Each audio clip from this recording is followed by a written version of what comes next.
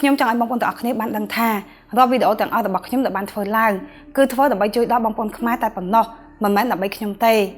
ខ្ញុំអាចមើលឃើញវែងឆ្ងាយបានមុននឹងរឿងវាកើតឡើងហើយខ្ញុំក៏យកវាមកធ្វើជាវីដេអូដើម្បីប្រាប់បងប្អូនឲ្យបានដឹងមុនផងដែរមុននឹងទឹកវាឡើងដល់ច្រមុះហើយបងប្អូនណាទទួលស្ដាប់ក៏ស្ដាប់បើបងប្អូនណាមិនចង់ស្ដាប់ក៏អត់ទៅខ្ញុំមិនអាចទៅបង្ខំបងប្អូនណាបានទេចំណែកខ្ញុំវិញគឺខ្ញុំធម្មតាអ្នកណាមិនស្ដាប់ក៏អត់ទៅតើបងប្អូននៅចាំវីដេអូរបស់ខ្ញុំមួយនេះដែរទេដែលខ្ញុំបាននិយាយកាលពីឆ្នាំ2023ថាប្រទេសកម្ពុជាកំពុងតែឈានទៅរកវិបត្តិបំណុលយ៉ាងធ្ងន់ធ្ងរហើយខ្ញុំបានផ្ដល់ជាគំនិតនិងដំណោះស្រាយទុកមុនដើម្បីកុំឲ្យទឹកដល់ច្រមុះនិយាយឲ្យខ្លីទៅដំណោះស្រាយហ្នឹងគឺបែបនេះត្រូវបង្កើតច្បាប់ថ្មីដើម្បីការពារដល់ប្រជាពលរដ្ឋឲ្យមានសិទ្ធិលុបបំណុលហើយចាប់ផ្ដើមសារជាថ្មី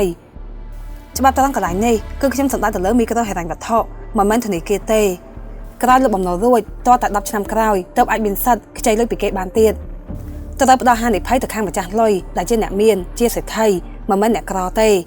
ច្បាប់នេះប្រសិនបើហានិភ័យវាធ្លាក់ទៅលើខាងពួកអ្នកមានឬសេដ្ឋីនោះពួកគេនឹងមិនចេះតែហ៊ានឲ្យលុយទៅគេខ្ចីពេលផ្ដាស់ទេព្រោះខ្លាចបាត់លុយប្រទេសដែលអភិវឌ្ឍរួចហើយគឺគេប្រើតែក្បួននឹងទេប៉ុន្តែដល់3ឆ្នាំក្រោយហើយតាំងតែពីខ្ញុំចេញវីដេអូនឹងរួចមកប្រទេសកម្ពុជានៅតែមិនបានបង្កើតច្បាប់ថ្មីនឹងទេ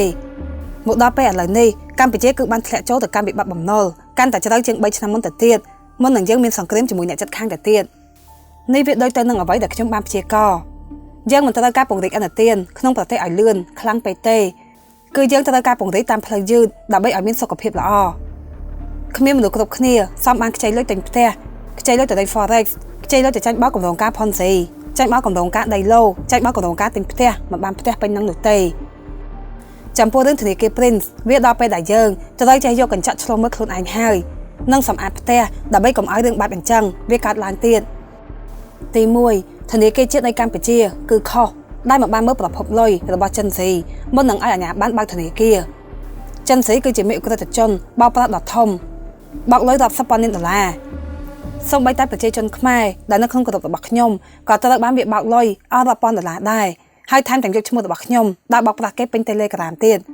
ចិនស៊ីបានតម្កល់ប្រាក់ចំនួន250លានដុល្លារដើម្បីបើកធនាគារហើយធនាគារជាតិមិនបានមើលប្រភពលុយនឹងទេ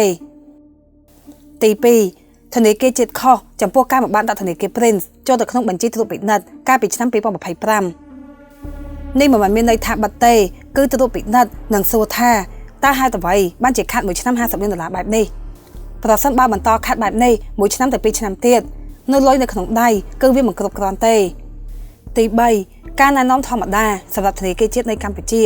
សម្រាប់ការខាតបង់ NPL ដែលហៅថាប្រាក់កម្ចីមិនដំណើរការគឺ 8% ប៉ុន្តែធនាគារ Prince បានចូលទៅដល់ 12% បាត់ទៅហើយកាលពីឆ្នាំ2024ចុះតើហេតុអ្វីបានជាធនាគារជាតិនៃកម្ពុជាមិនដាក់ធនាគារ Prince ចូលទៅក្នុងបញ្ជីត្រួតពិនិត្យបងប្អូនតាមស្តង់ដារ NPL អន្តរជាតិធម្មតាគេមិនឲ្យលើសពី 3% ទៅ 5% ទេតែធនាគារ Prince គឺបានធ្លាក់ចូល 12% បាត់ទៅហើយ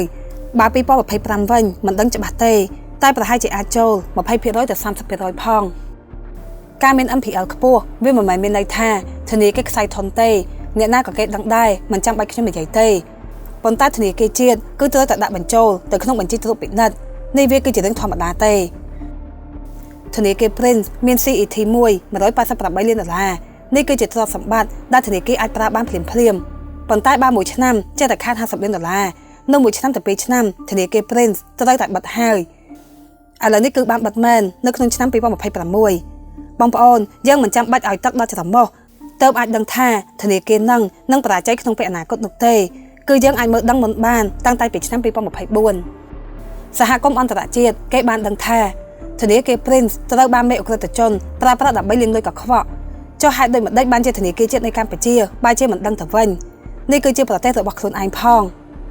ចាំដល់តែគេដាក់ទណ្ឌកម្មស្អុយឈ្មោះពេញពិភពលោកហើយទើបតែមកចាប់វិធានការ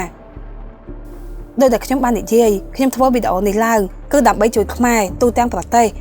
និងការពារកុំឲ្យយើងចេះតែមានកំហុសកាត់ឡើងដដែលទៀតមិនធ្វើដើម្បីខ្ញុំនោះទេខ្ញុំគ្រាន់តែដឹងថាប្រសិនបើធនាគារជាតិបំផ្លាស់ប្ដូរមិនធ្វើកំណែតម្រង់ទុកប្រព័ន្ធឲ្យធ្វើតែបែបនឹងដដែលនោះរឿងអាក្រក់ដដែលហ្នឹងវានឹងកើតឡើងម្ដងទៀតនាពេលអនាគតជាមិនខាន